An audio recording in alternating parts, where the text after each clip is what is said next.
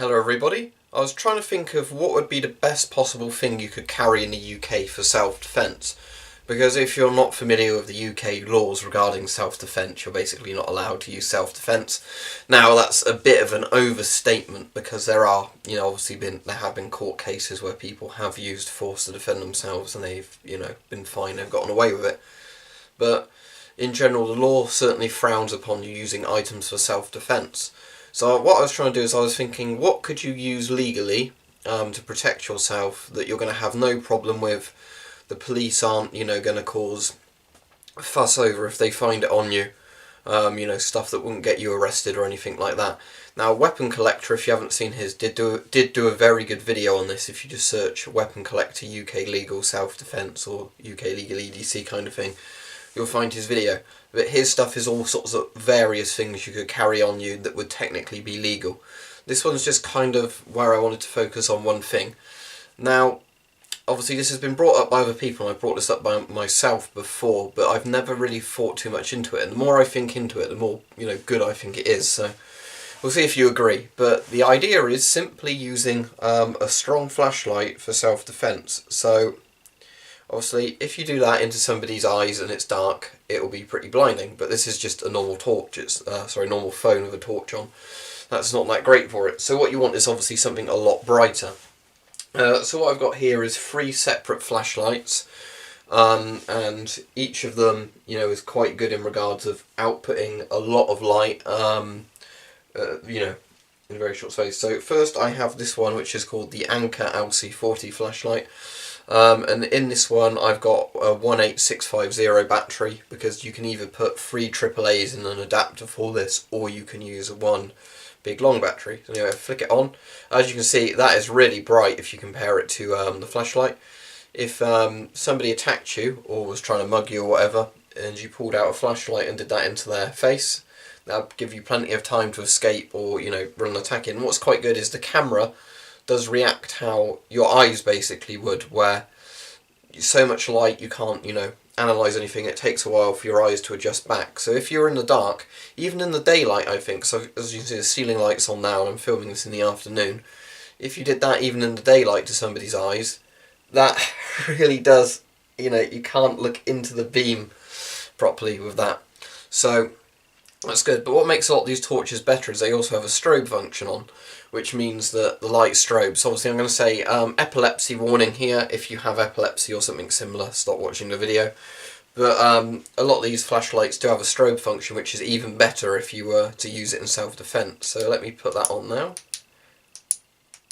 There you go. So as you can see, that's just flickering on and off really fast. Now from this angle I can see, although everything looks like it's kind of moving in slow motion with a strobe, but what it'll actually be doing if you're trying to look is that because it's going on and off, your eyes are going to have an even harder time adjusting to the light. It's very disorientating. Like if I shone that in my face, that's just unpleasant. Now, as I said, that's only a 400 lumen one. This one I don't think is even 400 lumen. I think this is a lower light one. My Thrunite Archer 2AV3, I'm pretty sure, is 400 lumens on the highest setting. So let me go to cycle to the highest setting. Right, that's the highest setting. And as you can see, like the other flashlight, you can't really adjust to that. Having that light in your face, when it's directly being pointed in, that is very disorientating. Now I've got those kind of grey spots in my eyes where, part of my vision still can't adapt properly. And if this was night and your pupils are more dilated to let more light in, obviously that hit you in the face. Yeah, but what makes this torch even better is it has a strobe function. So if I hold down on that button, now the strobe function comes on, again like the other one, and that is really disorientating. Yeah. So, obviously, if that happened, and you had an attacker and you shone that in the face, even in the daylight, it'd be even more effective at night. That's going to disorientate them. That would give you time to run away or preemptively strike if somebody had a knife or something and you decided that would be the better course than running. I think that would be a really good option because, as I was saying, I don't see that many people talk too much about flashlights for self-defense, which I find is a bit weird. because I've been thinking about it a bit more myself, and I was thinking, if I was just to carry one item for self-defense, what would I want? And I think a really high lumen LED flashlight would probably be the way to go. Alright, and this is quite an interesting thing. It says Nebo at the top and Big Larry Power Worklight on the side, so I don't know what its real name is.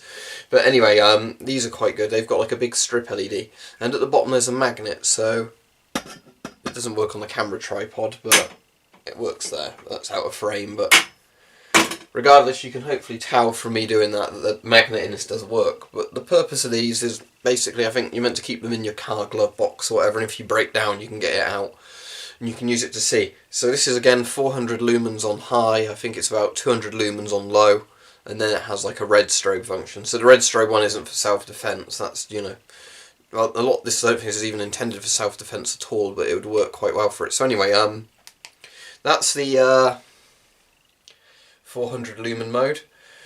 Now it does depend with these lights how much of a spot they have. If they throw out like one particular spot and you aim that at somebody's face, that will be much more disorientating than a light like this. But still, you know, a light like that, as much as this isn't as good as the other one, I'd say, it's still, you know, you'd have a hard time in the dark, and you know, it still left the big, where the shape of the thing was, is that there. Now that's it on low, and that's it on that round flash mode. But regardless, you know, I've now got this sort of rectangle in the front of my vision where I can't focus my eyes properly because of how bright that is. And obviously my eyes will return to normal.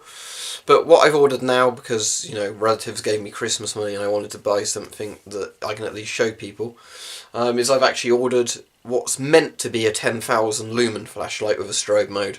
But I don't think it will be. But even if it's under spec, it's still going to be well over like 3,000, 4,000 lumens, I imagine. And that's still going to be about 10 times, you know, the brightness of my Thrunite Archer, which is going to be crazy. So, again, so if you think what this is like on high, yeah, that was the high mode. If you think what this is like on high, what that's like on high, you know, both of these flashlights are probably producing a similar amount of light, I'd imagine. But again, if you had that flashed in your face, in the dark, if you're trying to attack somebody, it's going to massively disorientate you. Yeah. It's like looking into a car with full beam headlights on if you're driving, if you know what that's like, where you do that and you can crash at night. So, yeah. But to sum up the video, I think if you were to carry something on you for self-defense, that's perfectly legal to own, you know, there's never going to be any doubt about should you have it on you or not. Having a really good LED flashlight, in my opinion, is the way to go. A lot of these are impact resistant as well. The Thrunite ones are very good for that. You know, they've got like these hard metal sort of aircraft aluminium or sort of a thin steel case. So I imagine you could actually strike with that, although I don't know, you know, that could potentially break the light. But if you had it on somebody's face, you could potentially, you know, move that in on a strike. I think there are certain self-defense flashlights that are designed to have an impact-resistant end, so if somebody does attack you, you can, you know, throw that into their face. However, obviously that might get to the stage where the law is not happy with that, because it's advertised more as an actual self-defense item. But yeah, LED flashlights are probably, as I was saying, the best thing you can get for self-defense legally in the UK, because I've never heard of anyone getting in trouble for using them, but they obviously do offer massive advantages. As well as the fact they are already handy. If you've ever been obviously stumbling around in the dark looking for something, oh look, you know, you can find it easily with a bright flashlight like that. As you can see, this has got a really big spot on it. So, as I was saying, this is the difference between these sort of types of flashlights, is where there's the big white hot sort of bit of the circle. And that is the bit you ideally want to shine in somebody's face if they attack you. The rest of it is kind of good for illuminating stuff, but not so good for that. Because you get all sorts of different, you know, of these flashlights. The ones that I'd say cast a bigger circle are good, much better for trying to illuminate an area to walk around, but they're not as good for self-defense, purely because they don't concentrate as much light in a small area. So yeah, with that Thrunite one, very similar. Both of these, you know, what I will say is, as well, is this Anker one, as far as I'm aware, is the cool white type of LED, where this Thrunite's the warm white LED. The difference is that cool white is like the kind of blue white colour, and the sort of warm white LED is the more yellowish colour. If you're getting one for self-defense, personally I'd go for the white type. If it's a high enough lumen it wouldn't matter, but what I'd say is the white sort of bright LED tends to output, I guess, more light, if that makes sense. The cool LED, it seems brighter. As I was saying, the difference between a spot and the other thing is, like with that, if you look at this on the wall, very good at illuminating a wide area, but it doesn't actually, obviously still very bright if it's shone on your face, but it doesn't, you know, make a spot, whereas this, as you can see, contrasting them, hopefully on the camera, makes a spot. Hopefully that is visible on the camera, but regardless, as I was saying, the ones that make a spot or a strobe or whatever are much more efficient, simply because you're concentrating more light into a smaller area. So if you're shining at an attacker's eyes, that's really going to cause a bit of physical pain in the eyes, you know, trying to cover yourself like that. But yeah, if I was to... yeah, that is unpleasant.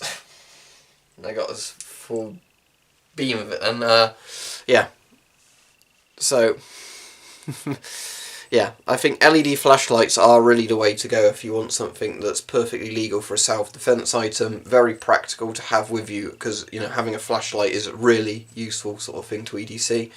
These are quite lightweight, you know, they're less than 100 grams for something that's sturdy. They'll fit easily in trouser pockets if you've got pockets that aren't incredibly shallow. And a lot of these come with lanyards as well, so you've obviously got something that you can use to make sure you don't drop it if you're carrying it on your wrist. The ones with the rear buttons are good because you can just simply press it, you know, at the back to conveniently use it. But yeah, so I think personally, really bright LED flashlights, especially if they have a strobe function, are probably the best thing you can use for self-defense in the UK. That's not legal, you know, not questionably legal. And when I get my 10,000 lumen one, that probably won't be 10,000 lumens, we'll do some tests for that to see just how disorientating that would be, you know, if you had to use that in a self-defense situation.